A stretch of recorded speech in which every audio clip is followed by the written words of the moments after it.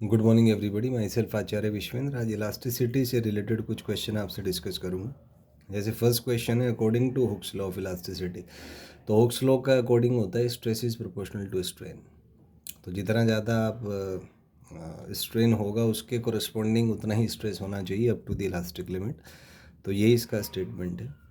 Next question is, अगर stress और strain का ग्राफ आपसे पूछा है टिल इलास्टिक लिमिट, तो क्योंकि स्ट्रेस स्ट्रेन के प्रोपोर्शनल है, दोनों की डिग्री 1 है, तो ग्राफ एक स्ट्रेट लाइन होगा, तो ये स्ट्रेट लाइन आ जाएगा। Next question is, stress strain graph में मॉडुलस ऑफ इलास्टिसिटी पूछा है। तो मॉडुलस ऑफ इलास्टिसिटी होता है स्ट्रेस बाय स्ट्रेन। तो ग्राफ में अगर स्ट्रेस बाय स्ट्रेन आप लेंगे तो ये 10 अल्फा आ जाएगा। अब क्योंकि अल्फा प्लस बीटा 90 है तो 10 अल्फा हो सकता है, या कोट बीटा भी इसका एक आंसर हो सकता है।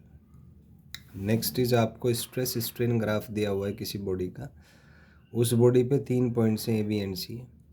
आपको बताना है कि इलास्टिसिटी मॉडुलस पॉजिटिव कहाँ है। तो स्ट्रेस स्ट्रेन ग्राफ का जो स्लोप है वो आपको मॉडुलस ऑफ इलास्टिसिटी के बारे में बताएगा। तो आप देख सकते हैं कि अगर हम सी पॉइंट पे टेंजेंट ड्रॉ करें तो इसका जो एंगल है स्ट्रेन एक्सिस से ही एक्यूट आएगा। इसका मतलब है यहाँ पे जो स्लोप है वो पॉजिटिव होगा, तो इलास्टिसिटी मॉडुलस सी पॉइंट पर ही पॉजिटिव आएगा।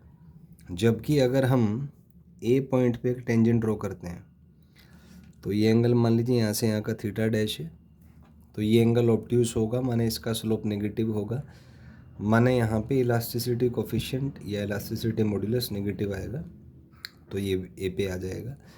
जबकि अगर आप बी पॉइंट पे टेंजेंट ड्रॉ करते हैं तो आप देख सकते हैं टेंजेंट पैरेलल हो गया स्ट्रेन एक्सिस के, मतलब इसका एंगल 0 है, मतलब इसका इलास्टिसिटी मॉडुलस भी आपका 0 हो जाएगा। आइए नेक्स्ट क्वेश्चन डिस्कस करते हैं। नेक्स्ट है, आपको एक ग्राफ दिया हुआ है स्ट्रेस स्ट्रेन का, जो स्ट्रेन एक्सिस से 60 डिग्री पे है। हमें इसका मॉडुलस ऑफ इलास्टिसिटी बताना है। तो मॉडुलस ऑफ इलास्टिसिटी जो है ये 10 थीटा के इक्वल होता है। थीटा यहाँ पे 60 है तो ये आपका 1060 आ जाएगा, जो कि √3 हो जाएगा। नेक्स्ट क्वेश्चन में एंगल स्ट्रेस एक्सिस से गिवन है, जबकि स्लोप के लिए अपने को स्ट्रेन एक्सिस से लेना चाहिए। तो ये एंगल अगर 60 है तो ये 30 हो जाएगा, तो इसका इलास्टिसिटी कोफिशिएंट 1030 हो जाएगा, जो कि 1/√3 होता है। अगला क्वेश्चन है, हमें डायमेंशन निकालना है स्ट्रेस का। तो स्ट्रेस का डायमेंशन होता है m1 l-1 t-2। Next question is, dimension of strain तो डायमेंशनलेस होता है, या इसका डायमेंशन होगा m0 l0 t0। Similarly Young's modulus का डायमेंशन भी वही होता है जो स्ट्रेस का है, m1 l-1 t-2।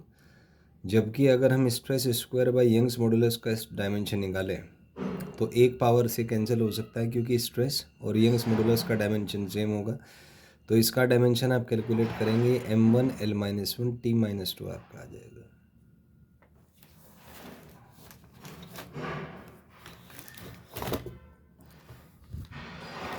Next question is, dimension of stress into strain. Strain क्योंकि डायमेंशनलेस है तो इसका डायमेंशन वही होगा जो स्ट्रेस का होता है, और स्ट्रेस का डायमेंशन होता है m1 l-1 t-2, तो इसका डायमेंशन भी यही हो जाएगा। Next question is, dimension of Young's modulus into strain square. तो स्ट्रेन क्योंकि डायमेंशनलेस है तो इसका डायमेंशन वही होगा जो यंग्स मॉडुलस का है, और यंग्स मॉडुलस का होता है m1 l-1 t-2। Next question is, SI unit of stress.